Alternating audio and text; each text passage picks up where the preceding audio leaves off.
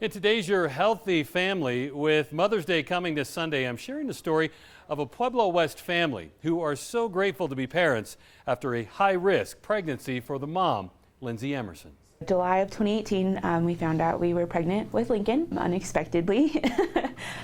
Just part of our little story, I guess. We were super excited. It was a normal pregnancy until Lindsey noticed some bleeding at 21 weeks. We got to the hospital in Pueblo. They told us that I was extremely dilated, that there wasn't much that they could do, and that we were going to lose him that night.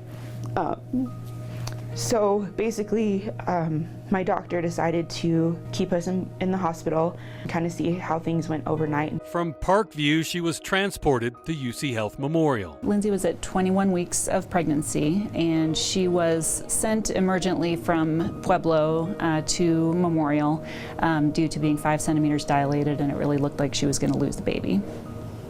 It's definitely not something that we see every day. She wasn't really in labor, but her cervix was very dilated. It had been 5 centimeters and then had kind of relaxed to 4 centimeters. But unfortunately, the bag of water was coming through the cervix, and baby's head was right above the cervix. So it looked like if we didn't do anything, there was a very high chance of delivery within the next week or two. I talked with Lindsey and her husband Zach about what the prognosis is in these cases, and it's pretty tough. If we don't do anything, they're most likely going to miscarry the pregnancy.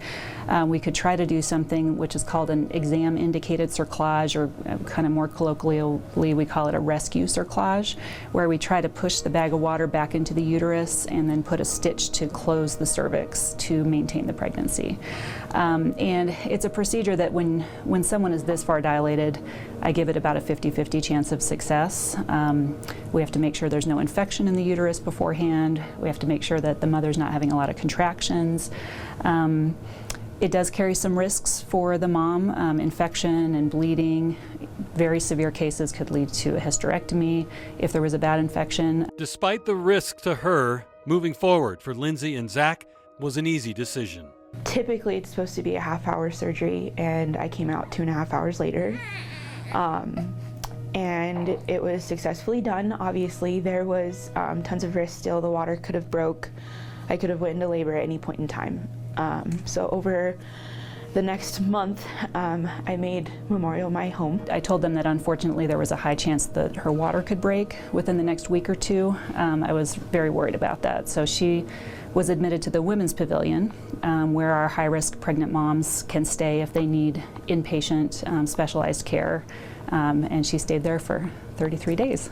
Part 2 of the Emerson story will run tomorrow in Your Healthy Family. I'm Ira Cronin. For more health stories, head to yourhealthyfamily.com.